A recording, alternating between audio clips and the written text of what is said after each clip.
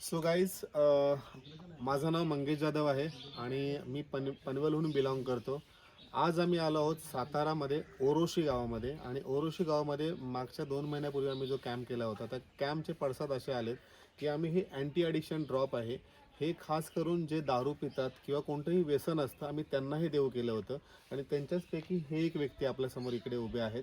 त्यांना आम्ही दारू सोडवण्यासाठी दिलं होतं. त्यांचा काय रिझल्ट आला आपण त्यांच्याच तोंडून ऐकूया. तुम्ही हे किती महिन्यापूर्वी घेतलेलं पकडा तुमच्या हातामध्ये? मागच्या 1 महिन्यापासून पितोय. आता अजिबात इच्छा होत नाही प्यायची. दारू प्यायची इच्छा होत नाही. आणि तुम्हाला ह्याच्या व्यतिरिक्त अजून कुठचं व्यसन होतं? जास्त करून विमलचं होतं. विमल हा लोक खूप मोठ्या प्रमाणात खातात आणि हे तोंडात ठेवून त्याचे वेगवेगळे कॅन्सरपर्यंत रूपांतर होत असतं. तसलं व्यसन यांना होतं. ते तुम्ही खाताय आता? विमल नाही खात आहेत.